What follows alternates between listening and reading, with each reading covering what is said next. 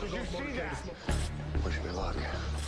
You think you're tuning in to watch the hit Designated Survivor. This is a man who is the most unlikely president in American history.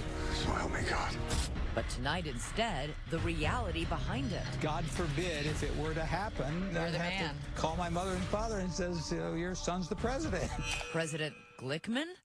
The unknown players who could have become commander-in-chief. We went to a secure, undisclosed location. The top secret hideaways if Washington were reduced to rubble. Welcome to the bunker. Entire underground cities ready for action. This feels kind of scary. And the one time in American history when no one knew who was in charge. He was wounded. President Reagan wounded in surgery. Secretly recorded tapes about it, heard for the first time tonight on television. They are beginning to operate now, but it's not for publication. The scramble for control. As of now, I am in control. The secrets are there for a reason. And tonight, we're letting you in on them. The real Designated Survivor. Good evening, I'm Elizabeth Vargas here in Washington, D.C. On the premiere of the new hit series Designated Survivor, you saw the Capitol behind me go up in flames. Complete fiction. But tonight, the real story behind the idea of a designated survivor. The history, the secrets, the close calls, and what it's like to play the president. The President of the United States! Every year they gather in one room. The president, vice president, both houses of Congress, the Supreme Court, all our nation's leaders for the State of the Union. There is no greater display of America's democracy, and there is no greater target for terrorists. That's why, since the Cold War, a cabinet member is selected to remain out of the room, the designated survivor. A fact that did not go unnoticed by Hollywood scriptwriters. It's amazing somebody hasn't thought of this idea before. No, and I agree, because it's so obvious. Let's roll sound.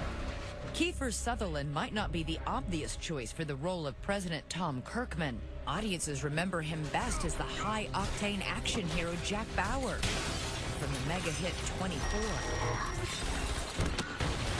You better put that down. Now Sutherland has ditched the automatic weapons and C4 explosives for a character who navigates crises with chutzpah, humor, and humanity. Much of it conveyed in that trademark intense whisper. There is nothing more dangerous than a pawn that thinks it's a queen. Jack Bauer was such an isolated character dealing with the worst of the worst. This is very different. Did you see that? When it actually happens, Yes, sir. I think he goes into shock. I'll let him know. It was the one thing that I wanted to play in the car when I'm being taken to the White House with my wife. In your jeans and hoodie? But I think he's in shock. Sir, you are now the president of the United States. How much research did you do for this? Absolutely none. I don't believe in research at all. I'm kidding. No, Oh. I'm kidding. I'm kidding. Like, wow. You know, I'm a history buff. Sutherland modeled his character on another wartime president, Franklin Delano Roosevelt. The only thing we have to fear is fear itself. How do you inhabit a character who's suddenly thrust into the most powerful position on Earth? You use your imagination. I consider myself a physical actor, so wardrobe matters a lot, surroundings matter a lot. They seem to inform behavior for me. Scrambled eggs. Sutherland says the show works because it's not just a political drama. It is also an intensely personal one. So we have a family drama. What happens to the family overnight? Not just you that thrust into. Yeah, a choice I've made has completely changed the life of my family. And then there's the thriller part of the story, which is very much 3 Days of the Condors. What if this bomb wasn't meant to explode? What if they wanted us to find it? Who's responsible for this? President Kirkman has been confronted by enemies domestic as well as foreign, from the treasonous governor of Michigan With all due respect, sir, I am the president. Not mine. to his disloyal congressional counterpart, played with Machiavellian flair by Virginia Madsen. Earlier, you said that you didn't want this job. Was that the truth? Yes. For now. Kirkman also faces an inquisitive press. In episode 3, I played myself. We have sources who are telling us President Richmond fired you from his cabinet on the day of the attack in the Capitol. Mr. President, were you fired? Sir? I'm sorry. Can you excuse me for 1 second? Of course. Thank you. As his character rises to the challenges, Sutherland's job is to convey Kirkman's transformation from the wonky, bespectacled HUD secretary Mr. President, your glasses. They're not very presidential, sir. Right. to a commander-in-chief ready and willing to use the immense powers of his office. James Royce, I am placing you under arrest for treason against the United States of America. What does that do to a human being? What does that do to his family? What does it do to a human being? Does it change him? Does power change? I think it has to. I think it's impossible not to. Power changes you. Do I believe it has to always corrupt? No, I don't. I think you'd be very naive to think that that doesn't have cause and effect. The show strives for accuracy and credibility. Rich Klein, a former presidential speechwriter, now producer and consultant, helps make the make-believe as realistic as possible. The Oval Office is set to scale. From conception to construction, it mirrors the real-life room. Even the adjacent Rose Garden is brought to life. Getting the small details right is important to get the big themes right. For classified areas like the Presidential Emergency Operations Center, where Vice President Cheney was taken on September 11th, set designers had to use their imagination. We've created it. We've taken some license on what it actually looks like. There is another consultant on set. This one is also an actor, Kal Penn. Best known for his lovable stoner role in Harold and Kumar. No eating until we get to White Castle. Yo, let's roll. And for his unusual sabbatical. Unlike the rest of the cast, he's an actual West Wing alumnus.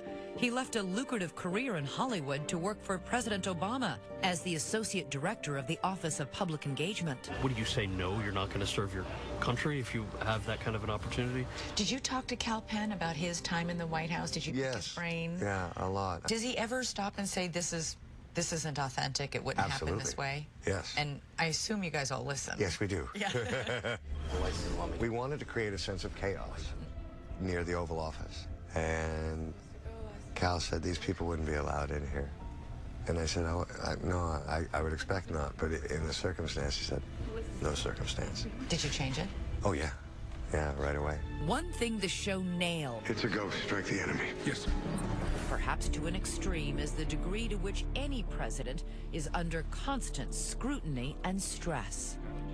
President Kirkman? I didn't hear the question. The Muslim teenager who was beaten by police, Mr. President, do you have a comment? We love, as an electorate, to armchair quarterback, to sit around and critique the decisions the president makes. I don't think a lot of the critics, however, would actually want the actual responsibility. No, the lack of respect that I have seen for the office of the presidency is I think, something sad. Everybody, why don't we just focus on one thing at a time? If we can shine a light on how difficult the job is, that we don't need to be so divided, that there is a kind of a common ground, it might have some positive impact in our real lives down the way.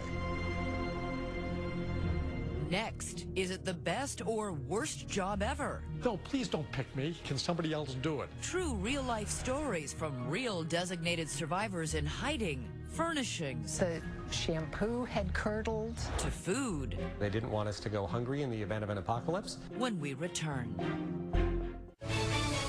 We continue with the real designated survivor. There are times when we make history. And there are times when history makes us. So what is it like to be that mysteriously missing cabinet member? We welcome you as we gather. Each year, their strategic absence from the State of the Union is announced on air. This year, it is Anthony Fox. Secretary of Interior 𝐾𝐨𝐜𝐿. That is HUD Secretary Sean Donovan. In, of course, 1997, tonight's designated survivor was you. That's correct. Dan Glickman. He is neither a name nor a face you would easily recognize. Just ask this child, given the task of introducing him at an event. Secretary of Mr. Dan Glickman. And yet, Had things gone horribly wrong on the evening of February 4th, 1997, today we might be teaching school kids about the fortitude and wisdom of President Glickman. The Secret Service called and said they wanted to come over and talk to me. It was the start of Bill Clinton's second term, his first State of the Union since re-election. The President of the United States.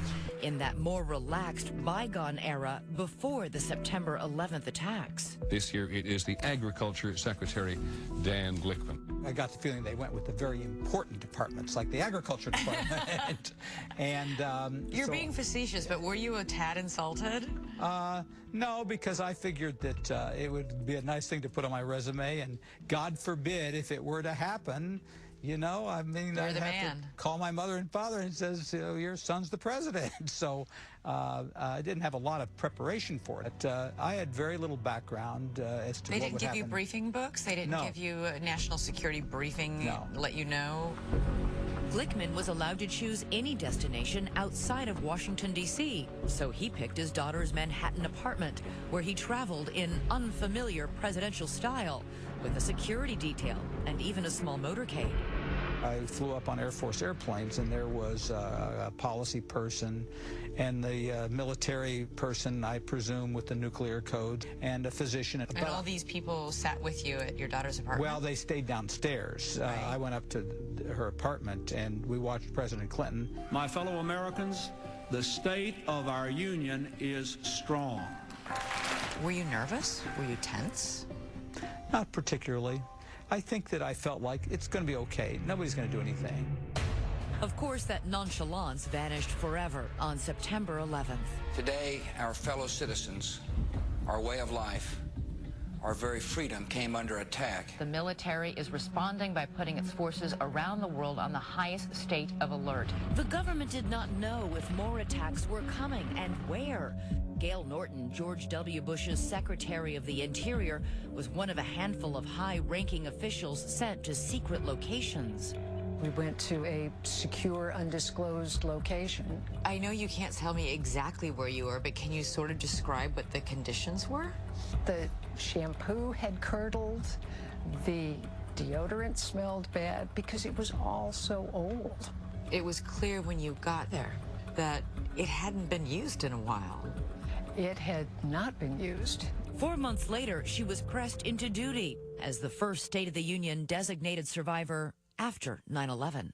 As we gather tonight, our nation is at war, our economy is in recession, and the civilized world faces unprecedented dangers. Because we had seen what happened with 9/11, it was much more a real concern than it had ever been before. People took it more seriously. There's always that nagging doubt in the back of your mind saying, but gosh, maybe something could happen. Norton even prepared her possible speech to the American people. I didn't write anything on paper, but I certainly thought about it. At least along with the stress, apparently there are some perks. According to 2004 designated staffer Alex Vogel, yes, there are staffers in those bunkers too. It was the top-notch cuisine. I was pleasantly surprised that we were very well fed. I think we had steak and lobster and red wine, which was great. They didn't want us to go hungry in the event of an apocalypse, which was somewhat reassuring. But that said, Andrew Card, Chief of Staff for President Bush, says cabinet members weren't exactly clamoring for the job of designated survivor, preferring the airtime and access at the State of the Union. We had people here as early as 8:15 this morning staking out seats on the aisle. There were funny stories about, no, please don't pick me. It's not my turn. Can somebody else do it? Did your daughter, I mean, she obviously knew you were the designated survivor. Was she aware of... She called every one of her friends. She did? Yeah, I told her. As for developing an agenda for a sudden presidency, fortunately, none of the designated survivors thus far have had to worry much about that. In fact, Dan Glickman spent more time that night worrying how to get home. I remember one of the agents called me. They said, Mr. Glickman, the mission is terminated. Then I said, well, why don't you all go home because I'll take my daughter to dinner. And we get out of the restaurant and there's a giant sleet storm. We couldn't get a cab. For an instant, the hand of history had raised him from relative anonymity to the cusp of greatness. And then gently but firmly put him back down. We waited and waited and waited, and we walked 10 blocks in the rain and the sleet back to her apartment. And 3 hours before, I was probably the most powerful man on the face of the earth, and I couldn't even get a cab. It's a great story about life, to be honest with you. You can fall just as fast as you go up. Next. This feels kind of scary. It is scary. Huge underground cities ready to house governments. Officials taken there in blindfolds. Kind of right out of the movies. And now we're taking you inside. Welcome to the bunker. When we return. This special edition of 2020 continues. Once again, Elizabeth Vargas. The idea of a designated survivor isn't just about a single person, but a whole way of keeping a government and a country going in the wake of a catastrophe. But the location where that would take place is beyond classified. So consider this for your eyes only, as ABC's Pierre Thomas shares the secrets above ground and below.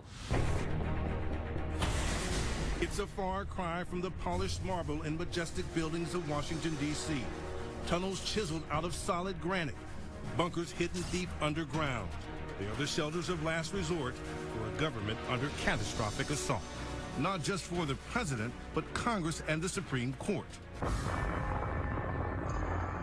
Most are closely guarded secrets, but here's what we do know.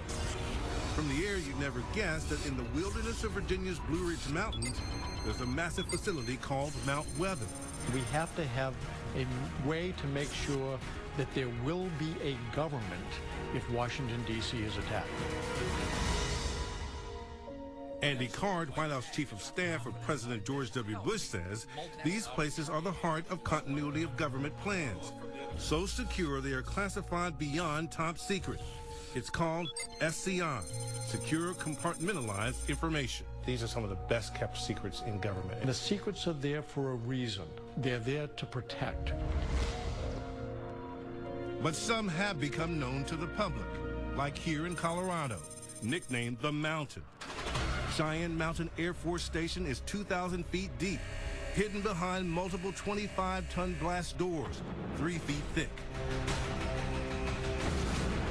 5 acres dug out of the rock, 15 buildings built to withstand a nuclear bomb, supported on these 1,300 half-ton steel springs. Like a shock absorber. There's a power plant, a 6 million gallon water supply, potentially ready to support not just the president, but hundreds of staffers to help him. ABC News consultant Richard Clark knows. He once ran the Continuity of Government program. Copy, range is green. Much of it cloak and dagger. The Continuity of Government program is always running, 24 hours a day, 7 days a week.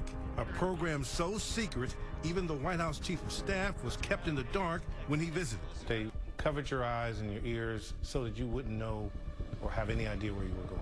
That's an accurate description. I did not know where I was being taken, and I was transferred from one vehicle to another vehicle, and kind of right out of the movies. For example, here, at the end of this corridor in West Virginia, the wallpapered panel slides away, revealing this. Welcome to the bunker. It's one of the great U.S. government secrets of all time, the Greenbrier Bunker. The floor is 5 feet thick, the walls are 5 feet thick, the ceiling is 5 feet thick. We're in a big concrete box. This facility was built to house Congress if the U.S. Capitol was destroyed. This is the tunnel members of Congress would use to enter the bunker in case of a catastrophic attack. Sealed in by a 30-ton blast door, 60,000 pounds of concrete and steel to protect it. The Greenbrier Bunker dates back to the height of the Cold War. Nuclear devastation was a clear and present danger. And President Eisenhower went to the posh resort in West Virginia with a crazy-sounding request. You want us to do what? He asked them to build a 112,000 square foot underground bunker beneath the hotel and keep it secret. This was a serious matter that required novel thinking. Right. It's pretty phenomenal. It's a hell of a story. Greenbrier historian Bob Conti says it was ingenious. There was a ready-made cover story. The hotel was expanded. Somebody comes up with the idea, we'll build 2 buildings. We'll build an overt building and a covert building. We'll do it simultaneously. When the project began, the Lakeside Golf Course was 9 holes. By the time the project was finished, the Lakeside Golf Course was 18 holes. The dirt's got to go somewhere. Where did the dirt come from? The bunker. 3 years of construction later, there were 18 dorms, a hospital clinic, a giant auditorium with exactly the number of seats for every member of the House of Representatives, even a studio for TV broadcasts. This feels kind of scary. It is scary. All deadly serious. This is where they came to get cleaned off? These showers, designed for the newly arrived congressman to be decontaminated from nuclear fallout. Up to 240 people an hour. No time for modesty. And the clothing would have gone in. It would have been burned in an incinerator in the power plant. After the shower, there would have been someone with a Geiger counter, and if you glowed, back you go. For 3 decades, the bunker was in a constant state of readiness, until one day, a Washington Post reporter found out. When this secret came out in 1992, how angry were people? It was very troubling, and we weren't happy when it was done. Someone described it as awful as if a nuclear bomb had taken it out. This bunker was in a state of readiness at all times. The Greenbrier bunker forced to become a tourist attraction. This is called the briefing room. And Congress needed a new secret backup home. This is the final planning conference for the national level. And where it exists, we don't know. But we do know the continuity of government plans were executed for the first time ever on that one tragic day.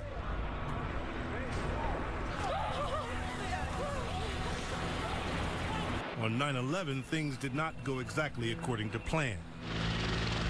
Most federal workers couldn't even get out of D.C. Most of them couldn't get to their alternate sites because the traffic jam on 9/11 was such that they couldn't get out of Washington.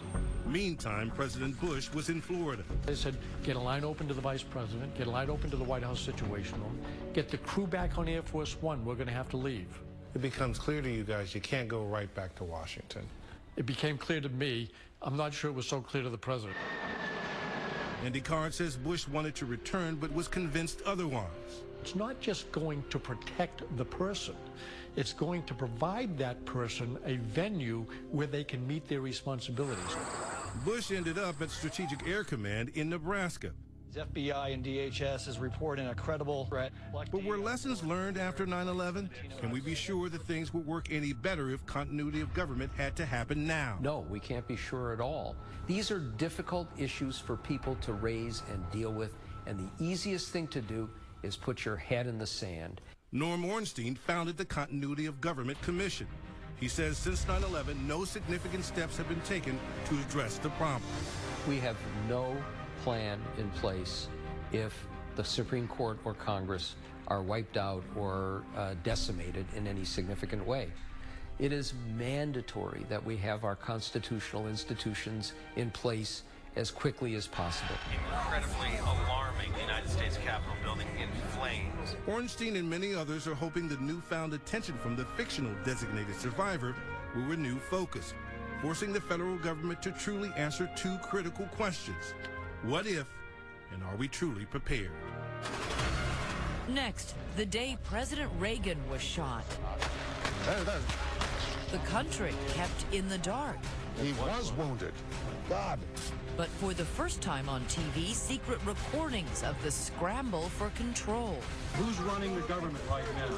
When we return. We continue with the real designated survivor. Now a day in the life of a country that had no leader. Not a foreign country, but the United States of America. In those frantic hours after we saw President Reagan gunned down in 1981. But what we didn't see was the chaos going on, the competing claims of who was next in command. Martha Raddatz has the incredible story that very few people ever knew.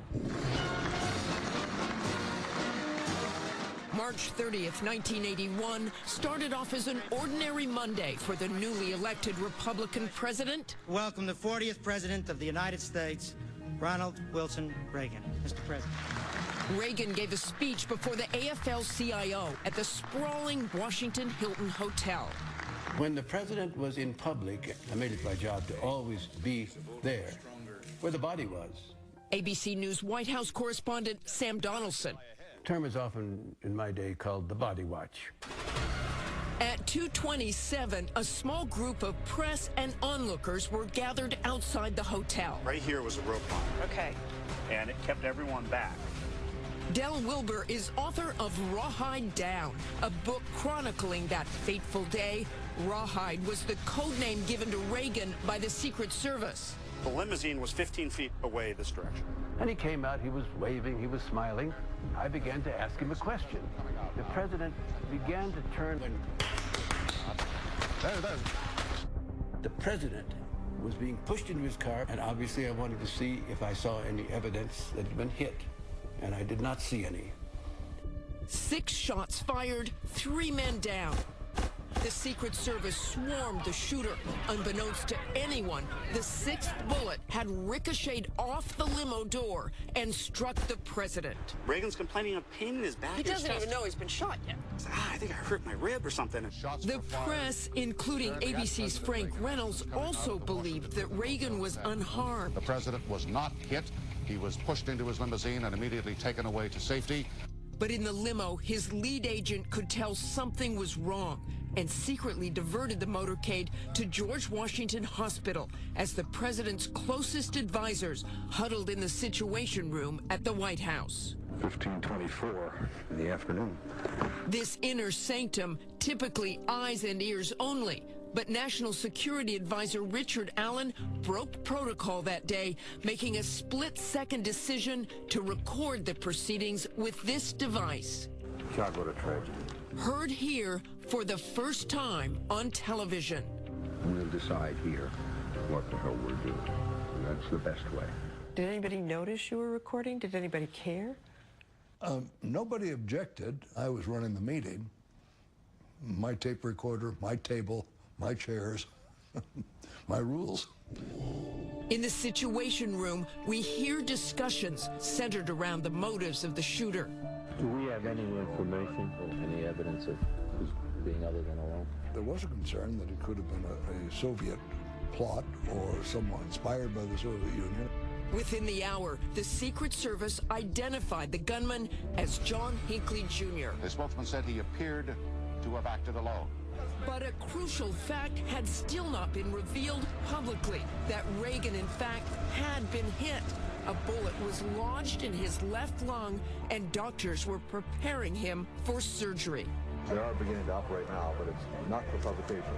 The public still believed that Reagan was awake and unharmed. Reagan was not hit. He was bounced around as the Secret Service agents flung him into the car. Is it right, do you think, to have kept the secrets that were kept at the time? Yes. And why? You had to be absolutely certain of your facts. I wouldn't want to be the one to communicate to the American public the niceties of an operation on Ronald Reagan's lung and heart. I think the right thing was done. I can confirm that the president has been shot once. When the news of the severity of Reagan's injuries finally broke, nearly 45 minutes after the shooting, it took even veteran newsmen by surprise. He was not wounded. He was wounded. God. Now the advisors were faced with a dilemma. Who would run the country while the president was under anesthesia? One of the most consequential conversations in U.S. presidential history. Do we invoke the 25th Amendment or not? The 25th Amendment of the Constitution allows for the temporary transfer of power from the president to the vice president in a time of crisis. They desperately don't want to do this for political reasons. At that very moment, Vice President George H.W. Bush was flying back to Washington from Texas. Did you get to George? No. Complicating matters, there was no secure phone line between the White House and Air Force Two. Is there any faster way to get him back? How do we alert him? The Russians are going to listen to everything we have to say anyway. So they're like, we're going to keep it quiet. We're not going to do anything. For almost 5 hours, the country would have no functioning commander-in-chief. When the White House press corps learned the president was in surgery, the question on everyone's lips. And who's running the government right now? Deputy Press Secretary Larry Speakes struggled for an answer. Pardon? Who will be determining the status of the president? I don't know the details on that. That's when Secretary of State Alexander Haig headed to the press room. At that point, I did not want us to go into the press room. Coming back again, the Secretary of State. But Al jumped right up on the dais, and I just went up after him. First, as you know, we're in close touch with the Vice President, who is returning to Washington. Al's knees were shaking, and his voice was cracking. There are absolutely no alert measures that are necessary at this time or contemplated. My first thought was, if he collapses, should I just let him fall and step up to the microphone and continue the briefing myself? He was that nervous. As of now, I am in control here in the White House. Haig's now famous attempt to calm the media backfired, sounding more like a power grab. Did you realize what effect it would have? You bet I did. Every person in that press room knew that it wasn't true the moment he spoke it. By nightfall, Vice President Bush returned to the White House. Reagan was finally out of surgery. The public never told in real time about the presidential power vacuum. When you look back at this, what lessons in terms of crisis management are there? Well, for me, it would be to tell the public everything you can reasonably tell the public without sending it into a panic. Is there not a way to do that and tell the truth? Can you keep calm and tell people what's going on? You don't have to go 100% of the way to releasing everything until you yourself are absolutely certain of what the outcome may be or what the impact might be. The president is now in stable condition, and the outcome, of course, was positive for President Reagan, who kept his cool throughout. The consummate showman. Nancy Reagan, honey, I forgot to duck, was one of the quotes. He comes out of surgery, he's joking with his nurses. Can we shoot that scene over again from the hotel? Next, what if Air Force One ever went down? It actually happened to another country. Nobody is alive. Everyone is killed. But who or what caused it? With all due respect, sir, we need an enemy, and soon. When we return.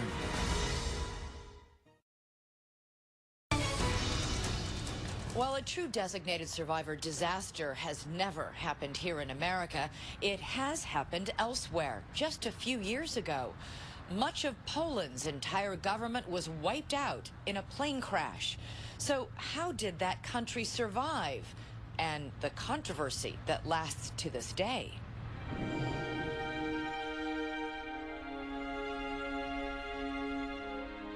It was a quiet Saturday morning in Warsaw when President Lech Kaczynski boarded Poland's equivalent of Air Force One and took off. That's the plane there, captured on amateur video as it departs for a special trip with 96 very special passengers. It has the president, it has what we would call the Joint Chiefs of Staff, it has several secretaries from cabinet members. Well, I knew 80% of the people on board. They were leaving Warsaw. They took off to fly into Russia to a little place called Smolensk. It's a trip important politically and emotionally to the nearby site of the notorious Katyn massacre. 22,000 Polish officers slaughtered by the Soviet army during World War II. And they were going there to commemorate this very black event that hangs heavy within the Polish psyche. Dense fog near the airstrip endangers the flight. The ceilings were so low, the visibility was so low, it made it almost impossible for this airplane to land. But in the end, the pilots allowed the plane to go too low and they hit a tree.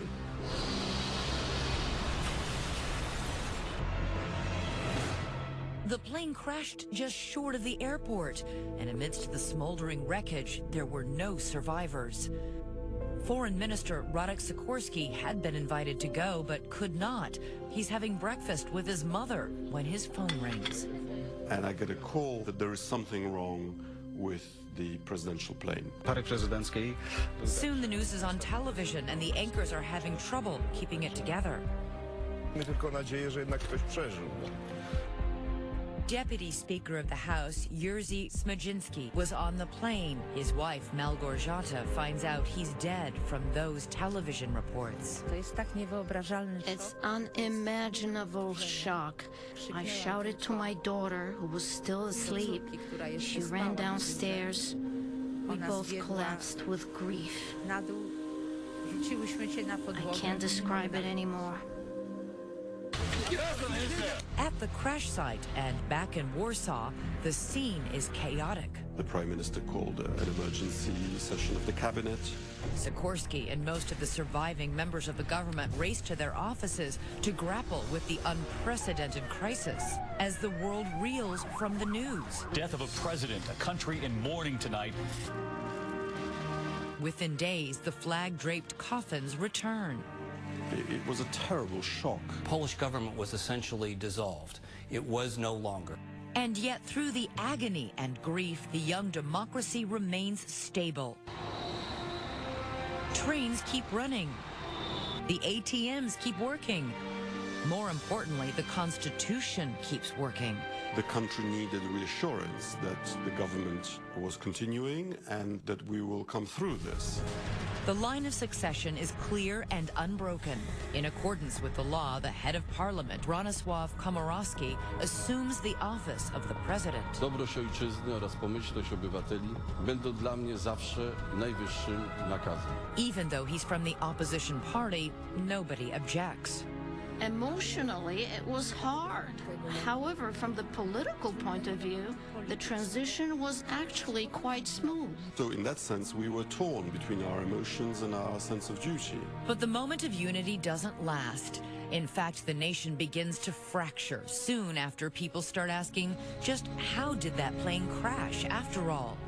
Well, we know what happened because we have the tape from the black boxes on which you can hear the warnings of the system that there is terrain ahead and pull up. Terrain ahead. Pull up. Pull up. Crucially, 𝐒𝐻𝐿d says the pilots were under immense pressure to land the plane regardless of the hazardous conditions, so the delegation could make it to its all-important photo op. They had somebody come into the cockpit and tell them the president will go crazy if we don't land here. So this crew is under incredible pressure to land the airplane, even though they knew that it was unsafe and they had very little chance of doing so safely. It was the worst organization you can imagine, of course, but it was only the decision of our president. He wanted to come, and he came, and he died. The implied negligence and recklessness stains the memory of the dead president, a stain the leader of his Law and Justice Party, who happens to be his twin brother, is determined to remove. How? By borrowing a page from the designated survivor script. With all due respect, sir, we need an enemy, and soon. The enemy in Poland isn't hard to find. It's always been there. It's Russia. Russian intelligence knew it was a plot and hostile act against the Republic of Poland. At the offices of the conservative paper Gazeta Polska, these journalists are devoted to the theory that the Smolensk tragedy was an act of terrorism, an assassination devised by Vladimir Putin to rid himself of a regional rival. You don't remember the Russian common practice of murdering their political opponents, and Kaczynski was such a great opponent to Putin. Their proof? Everything from this video of Russian responders tampering with the wreckage, questions about missing debris, disputes about the ability of a single tree to bring a large plane down, and claims that the Russians tampered with the cockpit voice recordings. Scientific researchers, documentaries, even a recent movie are devoted to the theory. And now we have 1/3 of the Polish people still believe that this airplane was either an assassination or a terrorist attack. Every month, mourners throng Warsaw's largest cathedral to commemorate the tragedy. The service is followed by a political rally for the Law and Justice Party. A wolność to prawda. Wolność to the Law and Justice Party won the 2015 elections, the new defense minister is now heading a new commission to investigate the case. But nobody has yet produced a consistent story, alternative to the official report, that would make the evidence fit into a logical sequence of events. So it's being used in a fairly cynical way to keep the party in power. Today, many of the dead are buried here in Warsaw's military cemetery. But just last week, the new government started exhuming their bodies, looking for forensic evidence of a bomb or other treachery. They will never be forgotten, but it may be a while before they can rest in peace. So perhaps you've learned a little something about how the real designated survivor came to be. Maybe we'll all enjoy the fictional one a little more. I'm Elizabeth Vargas. Thank you so much for watching. Have a good night.